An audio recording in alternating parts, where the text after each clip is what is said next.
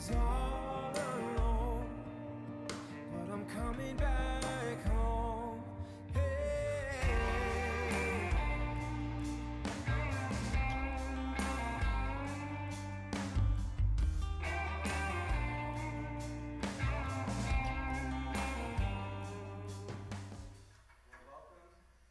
Welcome to the third week of our series, The Death of Worry. If you were here with us on Easter Sunday, you heard the big idea that worry went into the grave the very moment Jesus rose from it. And if you were here last week, we talked about the truth that peace is not found in the absence of circumstances, in the absence of worries, but in the presence of Jesus.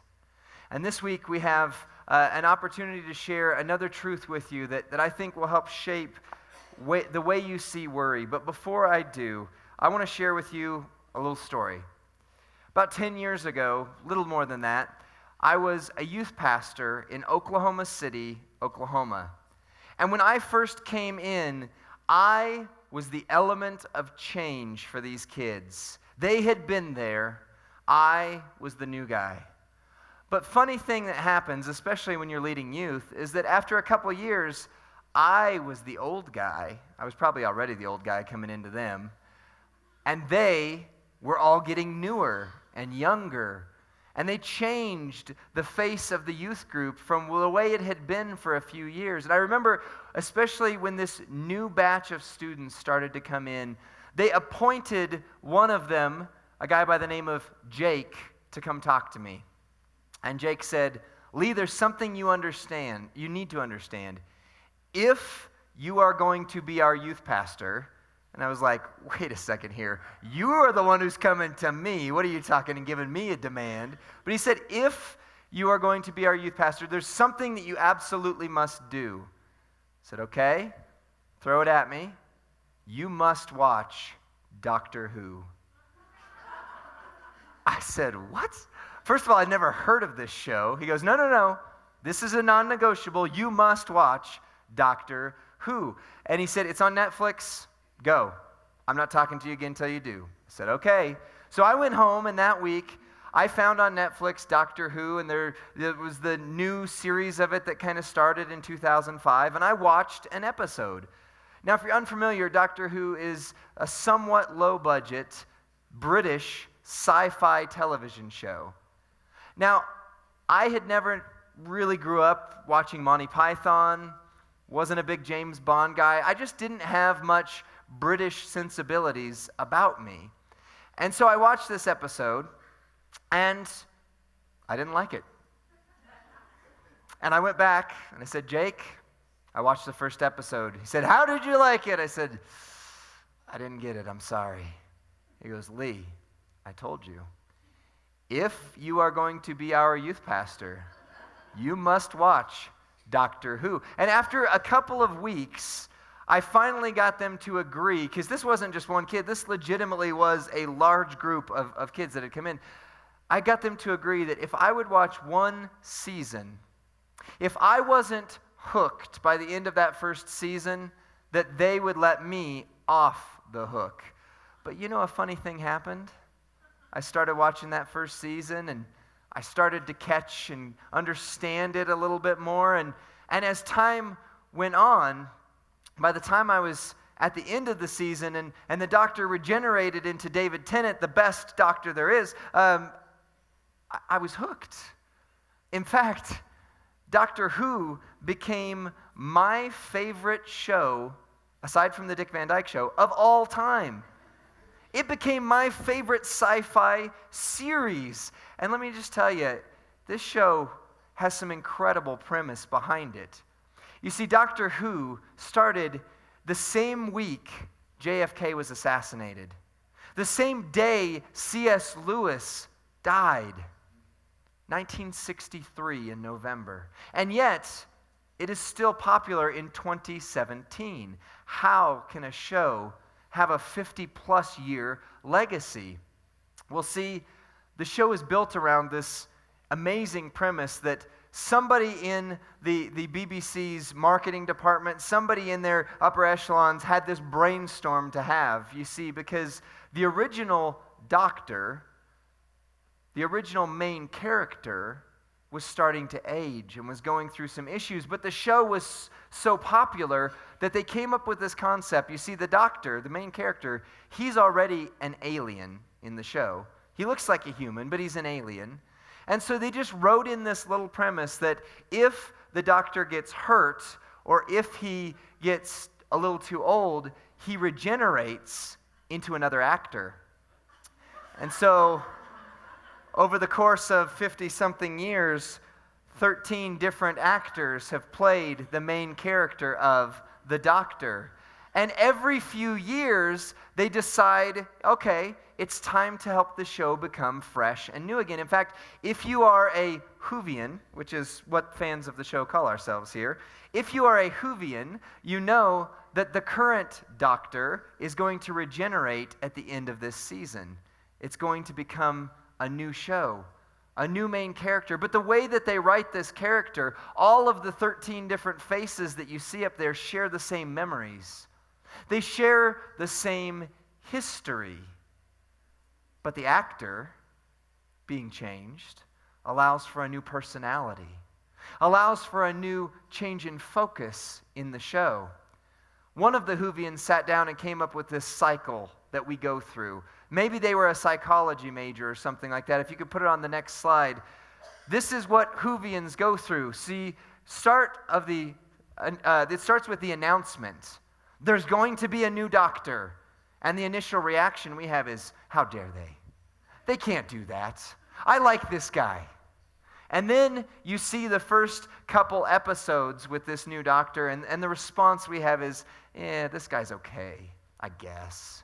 The old guy was a lot better. I wish we could just go back to that. And then at some point in this transition on the show, you have this new doctor establish themselves. And all of a sudden, the fandom, the Whovians, the nerds, my people, we have this reaction of, this is the best guy ever.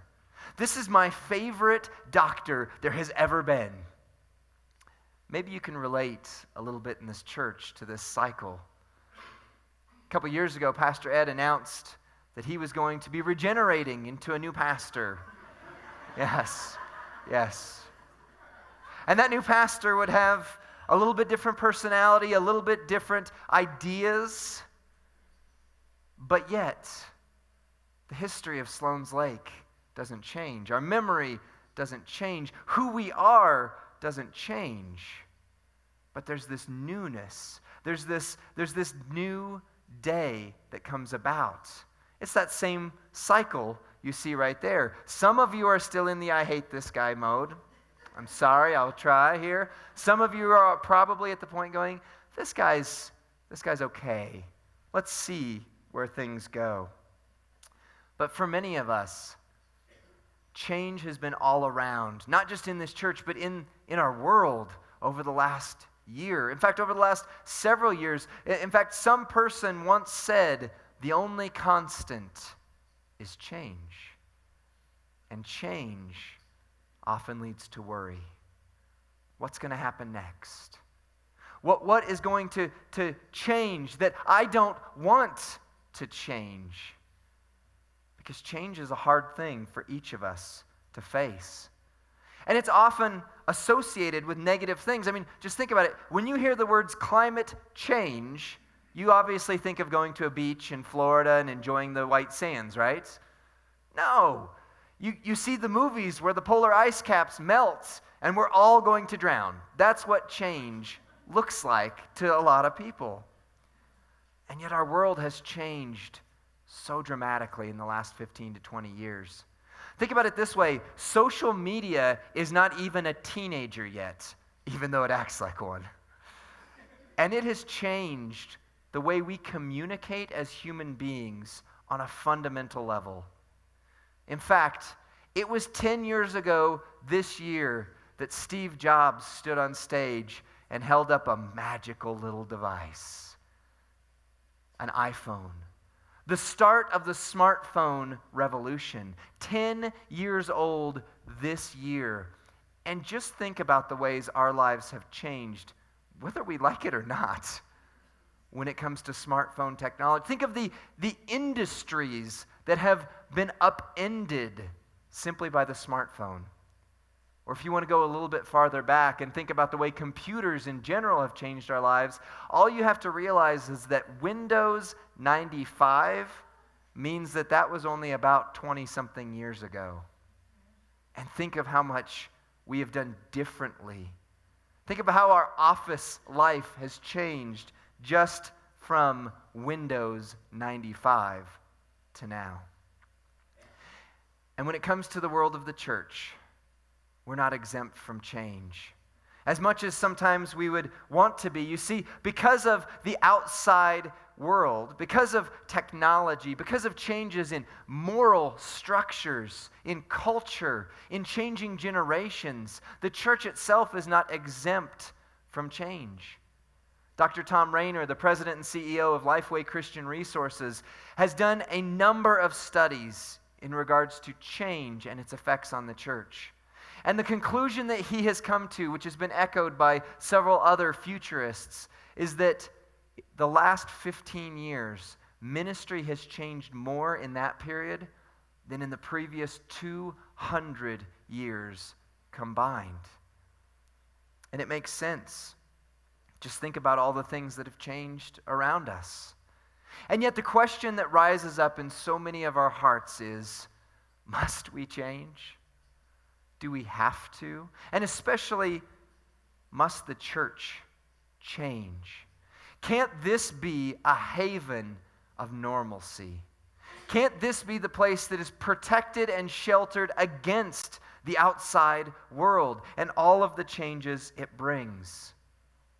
But you see, the reality is, the church was never meant to be a haven from the outside world. The church was never meant to be against the outside world. The reality, as you read it in Scripture, is that the church was meant to be a recharging station, a refueling station for lives to change and follow Christ, and then go back out into the world and try and make a difference in a broken and hopeless place.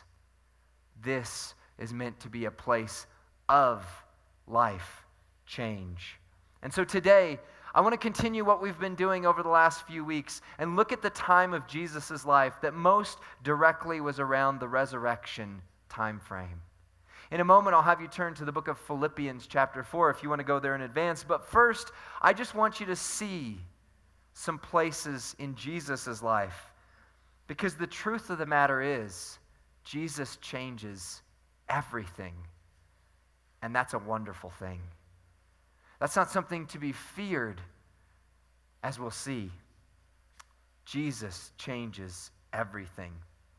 Now, we just experienced Easter, right? We were reminded of the death and resurrection of Jesus Christ. But have you ever spent a lot of time thinking about why Jesus was murdered by the religious leaders of the day?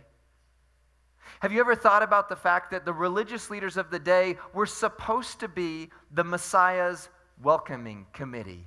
They were supposed to be the committee to plan parties, or the party planning committee, just depending on which side of the office you fall on. And yet, they were the ones who ended Jesus' life. And I'll tell you, it wasn't because he walked around telling people to love one another. That wasn't why it happened. The reason was, Jesus came and suddenly radical change was felt. Aspects of what the religious institution at that point said, we have always done things this way, and Jesus came in and said, I am the way. Let me show you what I'm talking about. Just in the Sermon on the Mount alone, Matthew chapter 5 through 7, Jesus says around 6 different times, you have heard it said, but I say to you. If you listen to the language behind that, what he's saying is, you've heard these things. This is the tradition. This is the law.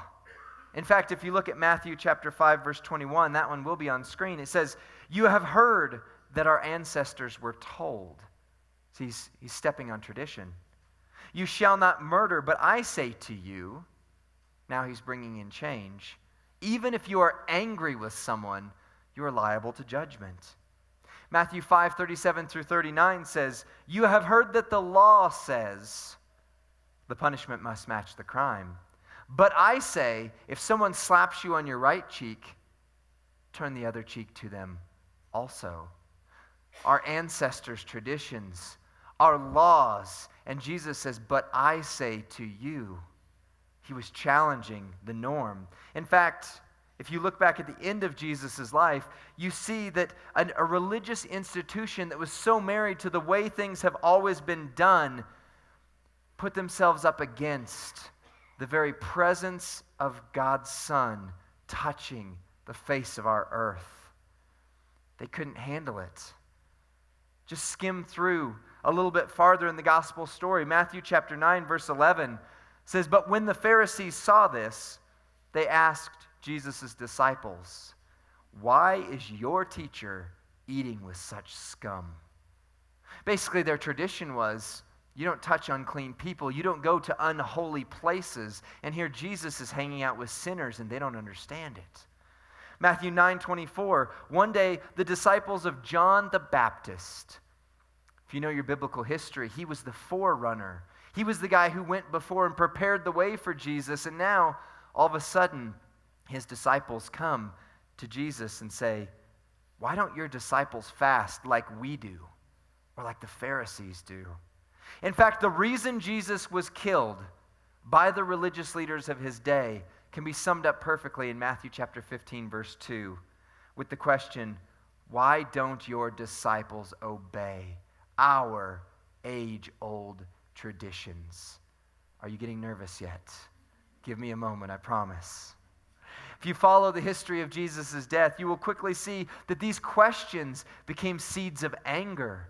And tradition was held more tightly than the risen Christ, soon to be risen Christ.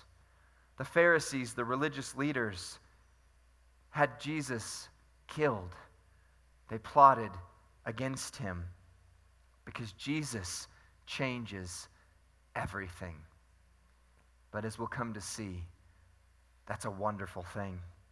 Because in the world of the Pharisees and the traditions that they had established, there were some pretty binding things, some of which were from Scripture, some of which were added on to this extra list of rules. In fact, there were so many rules about the Sabbath, which was supposed to be a day of rest, that if you even hardly lifted a finger on the Sabbath and it was considered work, you were subject to severe punishment. And yet Jesus comes in and says, guys, you've got it backwards. You've got it wrong because you see, the Sabbath wasn't made for man to be a slave to it. The Sabbath was made as a day of renewal and rest for mankind. In the world of Jesus' day, women were considered low-level property. Their words were not even admissible in court. And yet Jesus' inner circle contained many women who were present, who were influential. In fact, reading through the Scriptures, you will see that Jesus' early ministry was funded primarily by women. And if you remember back to the Easter story a couple weeks ago, it was women who were first to the tomb and the first to hear from heaven, go and tell others, even though their words wouldn't be admissible even a slight bit in a courtroom environment. In the world of the Pharisees and the religious traditions of the day, they had built up so many false rules that had nothing to do with God's heart that people were seen as obstacles that one had to climb over in order to gain power and prestige of your own. And then Jesus comes in and says, if you want to be great, try being a servant. It shocked the world. It changed everything. So you see why Jesus was crucified. He was going against the powers that be, the religious order that had gained momentum, not because they were holding closely to Christ or closely to their God, but because they were interested in building up their own kingdoms instead. We should be so thankful that Jesus changed everything, and yet when change comes, it still causes us to worry just a little bit. It still causes us to see and go, ooh, I'm not sure what's going to happen. And so I've encouraged you to turn to the book of Philippians. If you're not there, please turn to Philippians chapter 4, because I want us to make sure worry stays in the grave. And I believe God's word continues to have something to say about it. Philippians chapter 4, starting in verse 4, as we did last week, says, always be full of the joy of the Lord. I will say it again, rejoice. But now look at verse 5. Let everyone see that you are considerate in all you do. And remember, the Lord is coming soon, or the Lord is near. Let everyone see that you are considerate in all that you do. What does this have to do with worry? Well, the word considerate there, you don't necessarily need to know this, so forgive me if I nerd out on some words for a second here, but the word there is epiekes. It's a Greek word that shows up 5 times in the New Testament. And in other areas, it means gentle, considerate. For example, 1 Timothy 3:3 says, don't be quarrelsome, but be gracious. That same word. Titus 3:2, be peaceable, be gentle. James 3:7, the wisdom that comes from above, God's wisdom, is peaceable, is gentle. So what does this have to do with worry? What does this have to do with change? Well, the reality is we don't often handle change well, do we? We don't often come across as peaceable or as gentle. And look, I'm being honest here. I'm putting myself on the table, because if I go into a store and they've rearranged things, the first thing in my mind is, I'll show you I'm going to Walmart instead of Target. I'll show you I'm going to Best Buy instead. You change the placement of that. You change the colors on the wall. How dare you? I'm out of here. I do that. I don't mean to. I don't want to, but it comes to mind. Or think about this. Whenever a family member changes something, don't you just have that thought in your head where you're like, you know, you didn't consult me first on that? It's on you. You look stupid, but hey, it's on you. And how about, as I mentioned earlier, those electronic devices? Don't you just love it how every time you open it, it says, you must update your software? It's even on your television now. You go to turn on your TV, it says, in order to watch TV, you must go through 47 updates. I'll see you in an hour. And you go, what in the world is going on here? And yet Philippians calls us to be considerate, peaceable, gentle.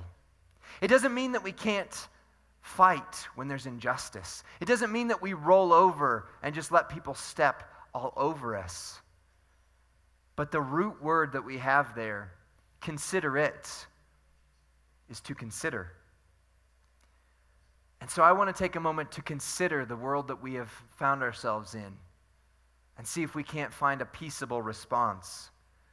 Because we've considered how much the world is changing, and I've given several statistics. In fact, if you were here the week that I preached in view of a call, I gave this statistic, and it's so important I want to say it again. We have seen a dramatic change between the generations. The largest change in recorded history. It doesn't mean it hasn't happened before, it's just we didn't pay attention to it the last time it did. The boomer generation was the largest generation in the history of the world, the most influential by far. And there are hallmarks of the boomer generation that you don't define every single one of them. You may say, I'm a boomer and that doesn't represent me, but on the whole, there are some hallmarks that the generation coming in is completely different from. And the generation coming next, they call the millennials, which in reality is the generation of today. It's roughly defined as those born between 1980 and the year 2000. I don't like this, but I fall in that category if you do it those ways. I'm not a true millennial.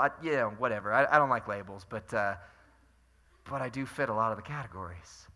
And the millennial generation, one of the hallmarks of them is that they are the least churched generation we have ever seen.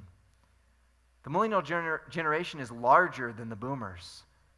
76 million Americans alone. And it's the generation that's currently coming about. And yet, if you look at statistics, it's gone from roughly only about 10% of people who are completely unchurched to over 36% of that generation has no affiliation whatsoever. Doesn't mean they're going to the Mormon church or the Church of Scientology down the street. It's not talking about, it's completely unaffiliated from any religious preference. Consider the cost then. Consider where we are with a lost generation. Since I've been here, I've heard so many times from almost tears, someone who says, I would give anything if my grandchildren would come back here. I would give anything if my children were here with me. But they won't. They're not here. And yet, our history as Sloan's Lake is we are a pioneering people. This church started in the winter of 1887 with a call to reach the unchurched in North Denver. That's who we are. But yet Jack Welch, the great business leader, has said before, when things externally are changing more rapidly than things internally, the end is in sight. Now those are worrisome words. Because the reality is the gospel will never change. The truth of Scripture does not change. But the context we find ourselves in is changing. And unfortunately, we are in a reality where 15,000 churches are closing their door every single year. That is what we must consider. And yet we should be encouraged because Jesus himself said, I am making all things new. And Jesus changes everything. Can I share with you one of my worries? You know, I'm a new pastor, lead pastor. I've been doing the pastor thing for a couple decades. And yet, coming in as a new leader, there's some leadership wisdom that's often imparted. Perhaps you know it. It's don't change anything for one whole year.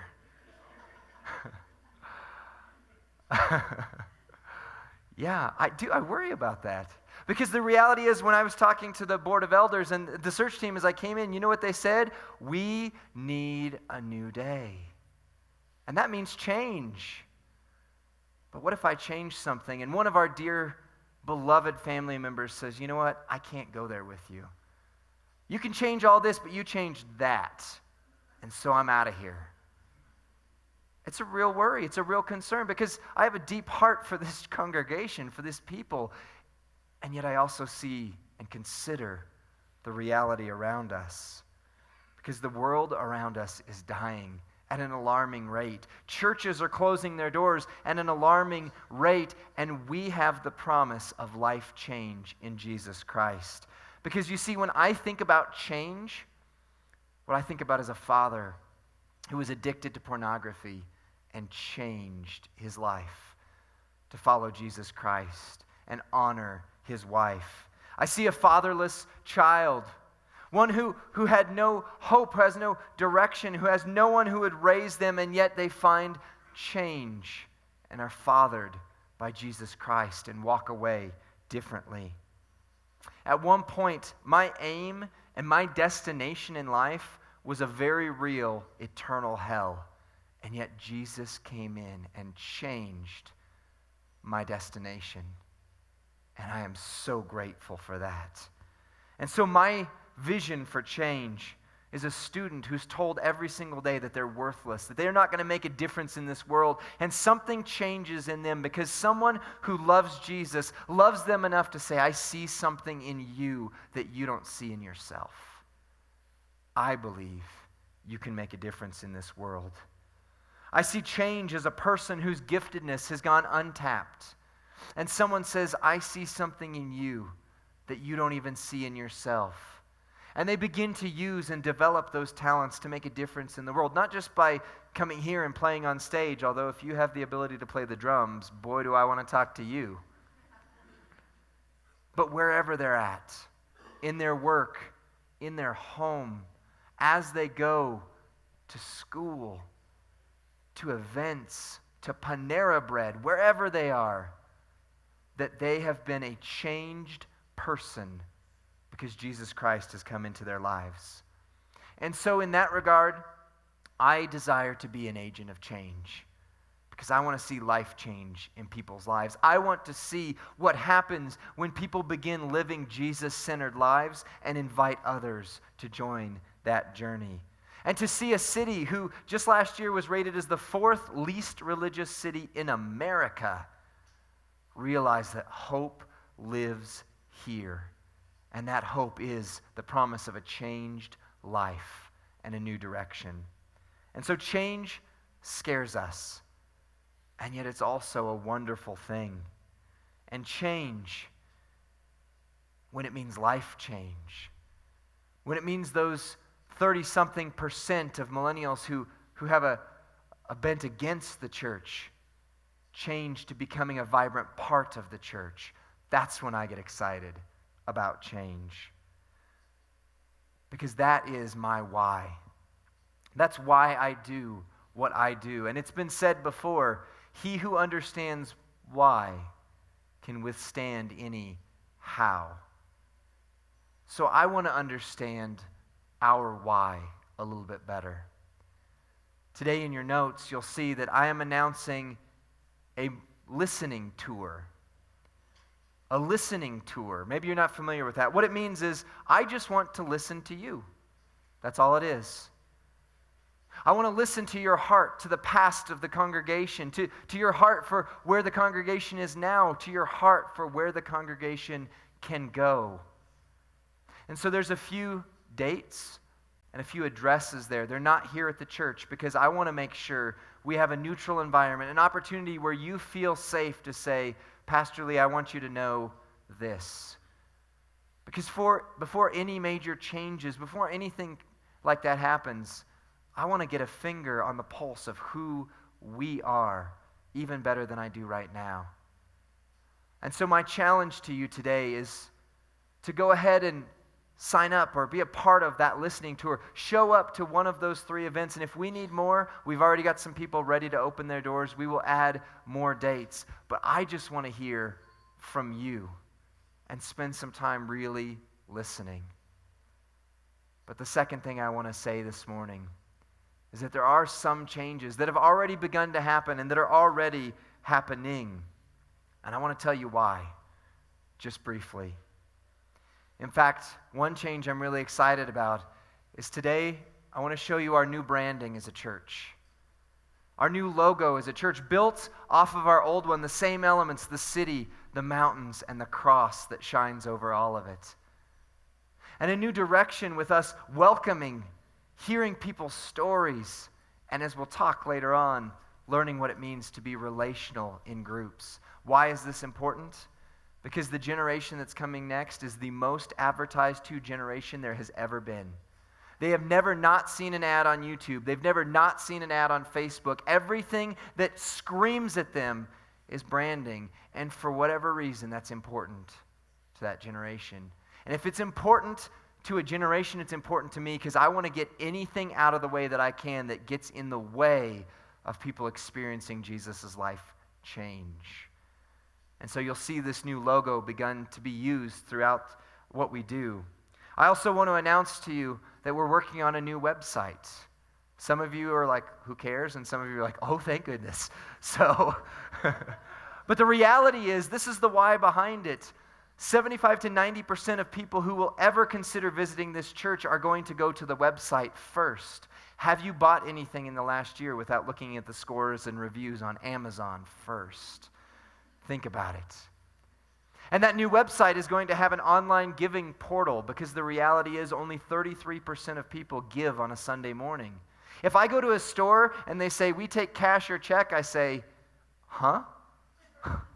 How would I even do that? I have this little piece of plastic that goes to an account, or I can tap my watch to your portal. If you can't do those things, I'm sorry, I can't help you. So online giving, a way that the next generation, or maybe even you, have the ability to live in generosity. We're also implementing some new software on the back end, things that you won't really be impacted by, but boy, is it going to mess with myself and Frida and Rick. That'll help us to be more streamlined in our systems, to make sure nobody slips through the cracks, make sure we connect with people in a better way. And later on down the road, it's going to allow for us to have children's check-in through a professional system that makes sure our kids are safe and secure to a higher degree. So there's going to be some changes.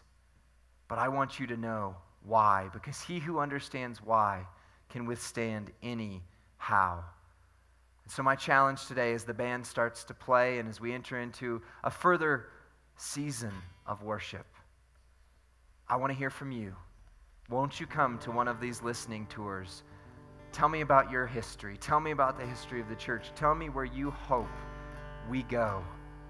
Because change is a reality, but we are here to see lives changed for Jesus. Thank you, family.